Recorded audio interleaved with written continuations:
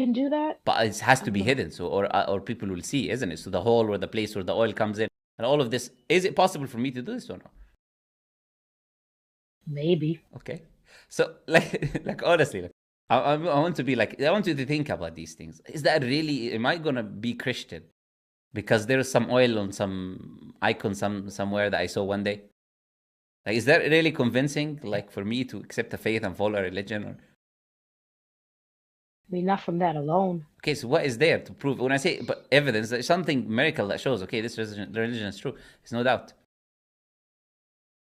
I don't know if there's I don't know if there's evidence to prove that anything is true beyond shadow of a doubt or everyone will believe it. I think every There, religion is that way. no, but this is the thing. That's what Christians would think.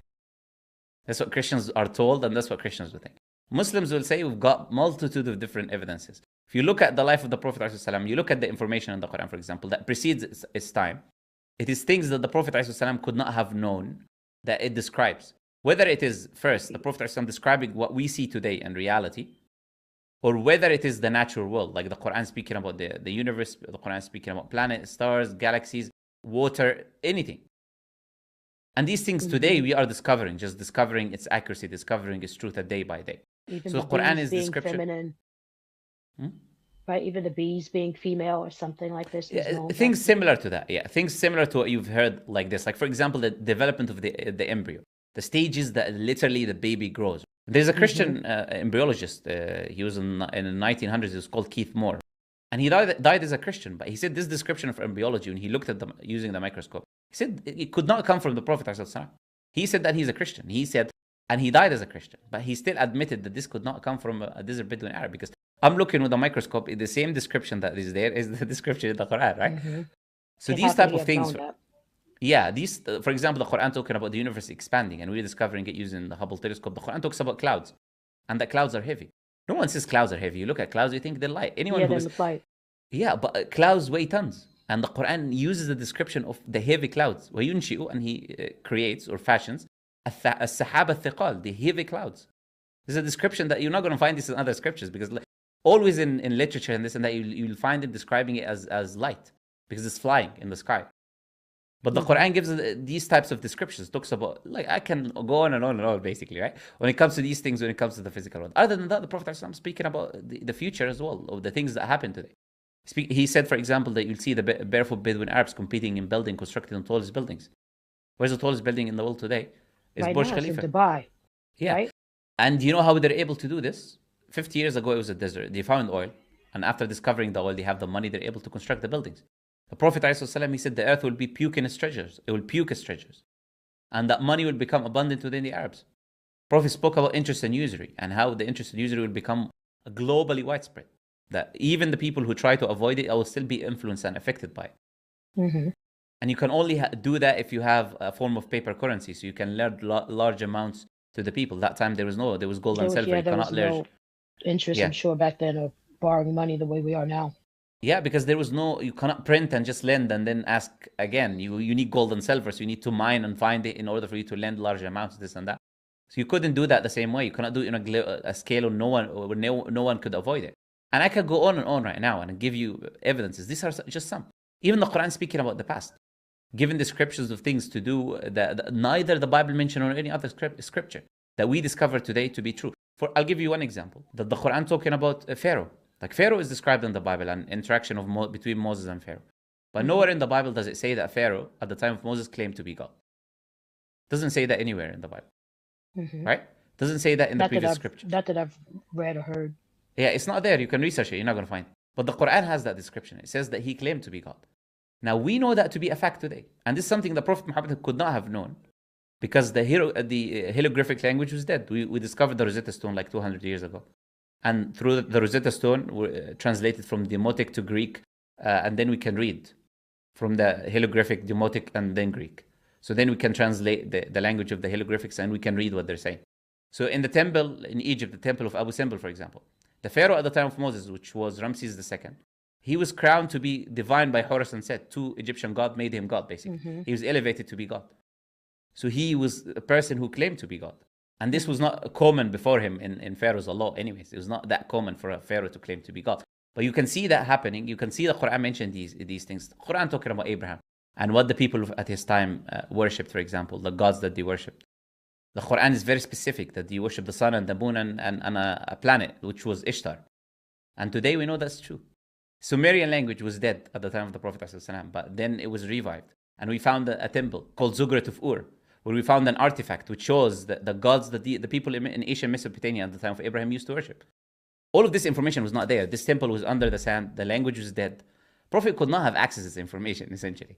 And it is not in the previous scriptures. So now the question is like, look, the Prophet ﷺ given these descriptions of these things in the past, talking about these things in the future that we see, talking about all of these things that we're describing in the natural world. And all. I'm just giving you a few examples, but I can give many, many more. Not let alone to mention the things that the Prophet ﷺ did that people saw.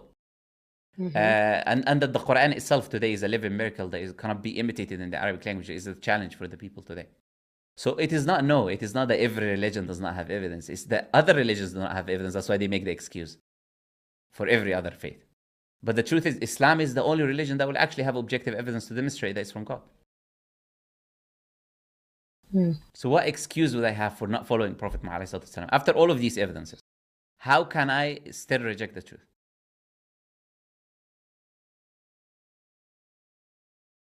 I don't know. Okay, I know, as I said, I know it's difficult to leave something that you don't want to be proven wrong and all of these things that you mentioned. But look, the afterlife is important.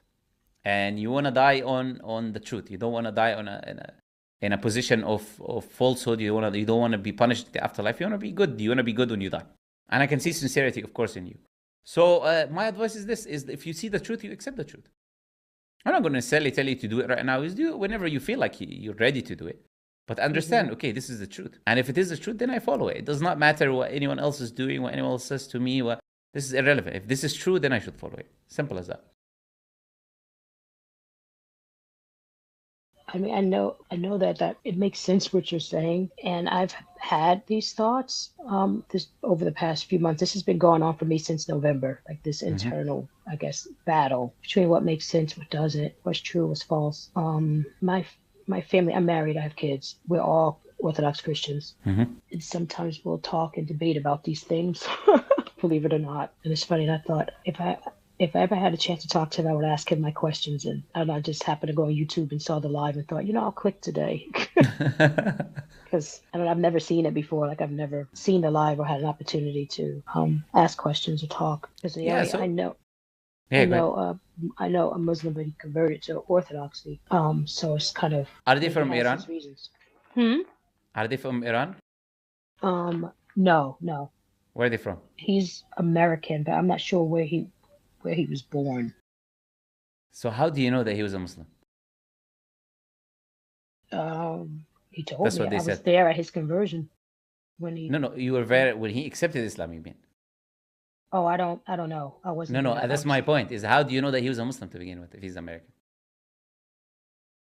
You know what they do? Because he wasn't born here. Yeah. No. How do you know he used to be a Muslim? Is the question. From him telling me, it's someone I trust and believe. So I believe him when he tells me, that he was. And do you know how many fake stories that we've exposed, like in the countless of number of people who come and claim, and I used to be a Muslim. And we ask them the basic questions. I'm sure people do that on YouTube to try to, I guess, dissuade people from the faith. I'm sure there's a lot of that go on, but he's not public anywhere. I just, I know him personally. Yeah, I don't know that person specifically, but it's not just YouTube. They do this in churches as well, so they can increase the faith of the people in the church because they've got no evidence from the scripture. So what they have to do is this oil icons and bring in someone that he had an experience, that he speaks about his story of what happened in a dream, or his amazing story that happened in his life, how Jesus had this sign in his life. This is what happens in Christianity in churches. People come talk about their personal experiences, and you speak about these certain things, and some guys say that I used to be a Muslim and this and that, and become. Not in Orthodox Church is a little bit different. Okay. It's like Orthodox Christianity is like ancient Christianity. It's not like Protestantism or Catholicism, or it's very different. There's no one speaking about anything. It's liturgical. So you come, there's a liturgy. So there's not opportunity for people to kind of talk or share. It's not set up that way. It's not that kind of thing. Why do you think you mentioned that person though? What's the like? What does it prove that person used to be? Assuming that he It was. doesn't it doesn't Huh? it doesn't prove anything. It's just that there's no one to really talk to and ask questions to. I'm Ah, saying okay. that I know in my life because the only person I do have a, it's just, I guess everyone has their own kind of thought, but Yeah. So look, when it comes to like generally asking questions, this live is always there, publicly open for anyone to ask questions. And there's one for hmm Muslims and there is one for non-Muslims. Always open for people to ask questions. And the okay. Muslim communities are as well. Like the mosques are there; they'll be open for anyone to come and ask a question if they had a question. They will gladly answer your questions. The imam in the mosque and this, they're not going to say to you, "Don't come in," for example. They will Yeah. answer your questions. Yeah, I believe that. And yeah, and when it comes to support when someone becomes Muslim, that's something we give. Like we connect them with people, Muslims who are in surroundings or in their areas, if there is someone around them, or minimum online that would always keep in contact with them, teach them, answer their questions, teach them the important things. So we always do that as much as we can. So if you're thinking, hmm if you want to become Muslim or something, if you're thinking about that in the future, something that we can help with. And if you're Okay. asking generally, I mean, I feel like whatever, I don't know, I guess once I know, I have to know for sure what I'm doing. But obviously, you have to do what's right. You have to seek the truth and mhm, honor the truth when you find it. But you also need absolutely, to be sure. So, you know what I mean? So absolutely, I can't dispute the things that you've said. I'm not going to try to. you're welcome to. No, So no, what you can do is not dispute try it. to dispute them right now. You don't have to do that. What we can do is if you have questions about anything, you have my email. I'll put it for you now. One of the ones will put it. I'll highlight it for you. You're welcome to send me an email and ask about that specific thing. Wait, you said it's I said if anything I said, for example, that you had a question about later on, or you investigated and you wanted more clarity on, or wanted to find the sources of it, or anything related to that, you're welcome to uh-huh. send me an email. Is what I'm trying to say. So you can get more like clarity on that specific issue. You're welcome to do that. But in the end, here is the email if you can see it on the screen, right? So, but in general, anything I said is a fact, you know. And that's why you're welcome to go and come back and you realize that just it is a fact, and then you realize that like there's no other choice. This is the truth.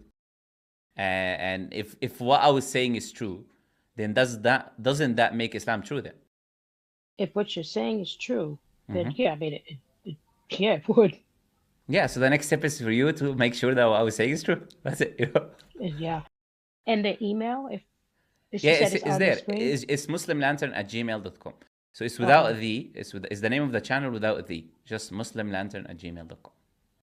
Okay. Yeah, you could just send, or any of the social media platforms, just mention that it's you. And then, yeah, any question you would have about what I said, you're welcome to kind of do the investigation. But yeah, and this, I think, is the best step for you to take right now. And once, if these things are true, then you should become Muslim. Okay. Okay? Okay, it was nice talking Thank to you. you. No Nice problem. talking to you No too. problem. No Thank problem. you. No problem. Okay, I'll bring the next person on. Okay, I'll let you go. Thank Okay. you. Bye bye. Bye bye.